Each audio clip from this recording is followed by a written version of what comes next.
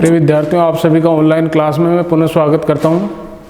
आज हमारा टॉपिक है जनपद और महाजनपदों का उदय। तो जनपद और महाजनपदों का जो उदय हुआ उसकी शुरुआत कैसे हुई, तो हमने पूर्व के वीडियो में पढ़ा था कि समाज की जो सबसे छोटी इकाई थी वह कुटुंब थी और कई कुटुंब आपस में मिलकर के गांव का निर्माण करते थे और गांव का जो मुखिया था वह ग्रामणी कहलाता था और कई गांव आपस में मिलकर के विष बनाते थे और विष का जो मुखिया था वह विषपति कहलाता था और इसी प्रकार से कई विष आपस में मिलकर के जन बनाते थे और जन का जो मुखिया था वह राजा था और इसके बाद में कई जन आपस में मिलकर के महाजनपद बन गए। कई जन जो हैं आपस में मिलकर के महाजन बन गए। तो ये महाजनपदों के बारे में हम पढ़ रहे हैं आज।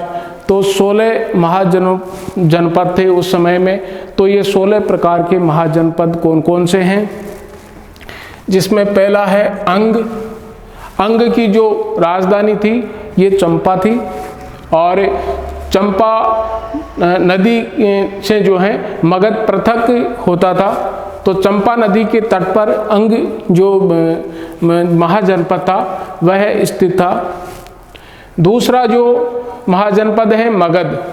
तो मगध की जो राजधानी है वो राजगृह और जो मगध था वो उत्तर पश्चिम में गंगा और सोन नदी थी और मगध के जो पूर्व में चंपा नदी थी और इसके दक्षिण में जो है विंध्य पर्वतमाला थी। तो इस प्रकार से मगध जो है वो स्थित था और बिंबिसार ने गिरिव्रज से बदल करके इसको राजधानी बनाया था। तो इस प्रकार से अंग के बाद में मगध है। मगध के बाद में तीसरा है काशी की राजधानी वाराणसी। यह जो जनपद है ये सबसे प्राचीन जनपदों में शामिल हैं और इस जनपद का आध्यात्मिक दृष्टि और साथ ही जो है एक जो प्राचीन जो संस्कृति है उससे भी जो है ये काशी सबसे जो है प्राचीन महाजनपद की श्रेणी में आता है। चौथा जो महाजनपद है कौशल है। कौशल की राजधानी श्रावस्ती और इसके दो नगर थे, एक अयोध्या नगर और दूसरा साकेत। ये दोनों प्रसिद्ध जो हैं इसके नगर थे कौशल महाजनपद के। तो अंग, मगध, काशी, कौशल और वज्जी। वज्जी की राजधानी वैशाली। वज्जी की जो राजधानी थी वह वैशाली और यह नेपाल की पहाड़ियों तक फैला हुआ था। यह वज्जी जो है नेपाल की पहाड़ियों तक फैला हुआ था। तो वज्जी की राजधानी वैशाली थी।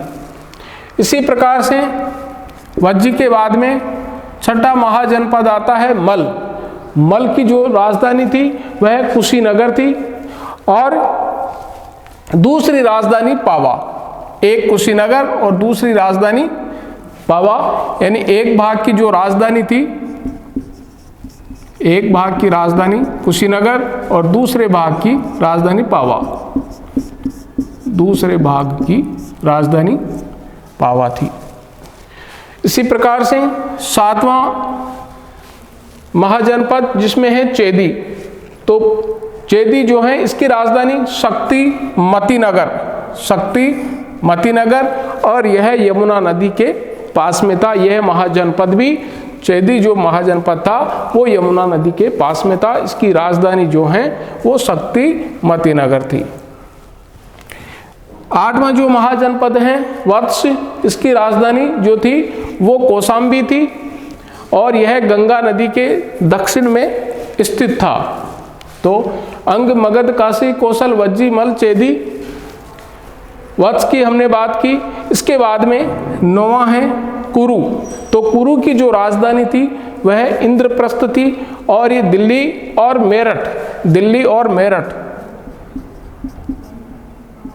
और मेरठ के आसपास ये क्षेत्र स्थित था। 10वां महाजनपद है पांचाल। पांचाल की जो राजधानी थी वह अहिच्छत्रपुर।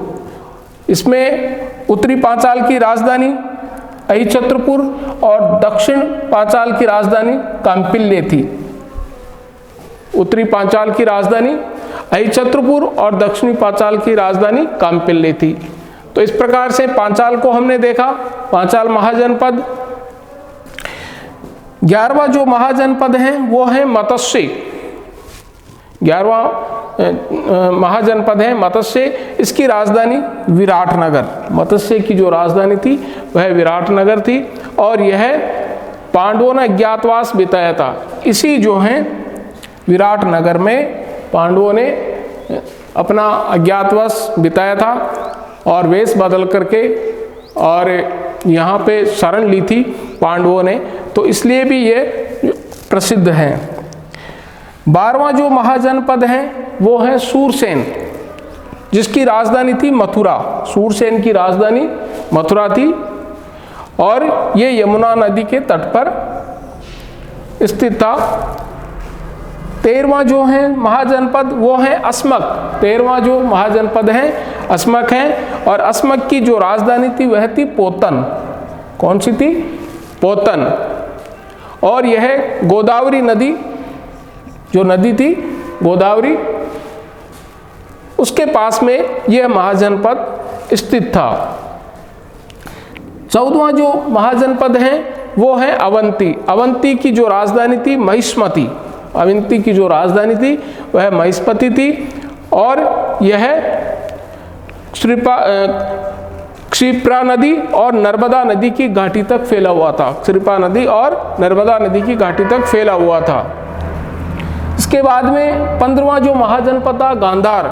तो गांधार की राजधानी तक्षशिला और कला विद्या का यह केंद्र था उस समय में। और कंबोज की राजधानी थी राजपुरा। कंबोज की जो राजधानी थी राजपुरा थी। कंबोज नामक आदिवासी जाति यहाँ पर आज भी पाई जाती हैं। कंबोज नामक जो आदिवासी जाति हैं वो आज भी यहाँ पर पाई जाती हैं। तो इस प्रकार से हम देखते हैं कि जनों से महाजनपदों का जो है उदय हुआ। कई राजा महाराजा जो थे जनों के, उन्होंने दूसरे जन को युद्ध में हरा करके और अपने जन का विस्तार किया और जो है महाजनपदों का निर्माण हुआ। तो इस प्रकार से 16 महाजनपदों के नाम हमने बताए, जिनमें अंग, मगध, काशी, कौशल, वज्जी, मल, चेदी, वत्स, कुरु, पांचाल, मत्स्य, सूरसेन, अस्मक, अवंती, गांधार और कंबोज। इस प्रकार से 16 महाजनपदों का जो है उल्लेख हमारे को मिलता है। और ये महाजनपदों का जो उदय है उसकी भी बात हमने की कि सबसे पहले जो छोटी इकाई थी वो थी कुटुंब, और कई कुटुंब मिलकर के आपस में गांवों का निर्माण करते थे। गांव आपस में मिलकर के विष का निर्माण करते थे, विष मिलकर के जन का निर्माण करते थे और कई जन आपस में मिलकर के महाजनपदों का निर्माण किया। तो ये महाजनपदों के निर्माण की जो कहानी है वह यह है कि राजाओं ने अपने साम्राज्य का विस्तार करने के लिए दूसरे राजाओं के साथ में, दूसरे जन के राजाओं के साथ में युद्ध किया और अपने जन में उनको मिला लिया और इस प्रकार से उस राजा का जो जन था वह फैल गया और वह महाजनपद का रूप उसने ले लिया। तो इस प्रकार से जनपदों एवं महाजनपदों का उदय हुआ। तो जनपद एवं महाजनपदों के उदय के बारे में आज हमने पढ़ा कि कौन कौन से महाजनपद थे, उनका हमने यहाँ पर संक्षिप्त रूप से परिचय लिया और ये जाना कि महाजनपद जो थे वो जनपदों का एक विस्तार था और उस विस्तार के फलस्वरूप जो है महाजनपदों का उदय हुआ। तो आज हम इस टॉपिक को यहीं विराम देते हैं। धन्यवाद।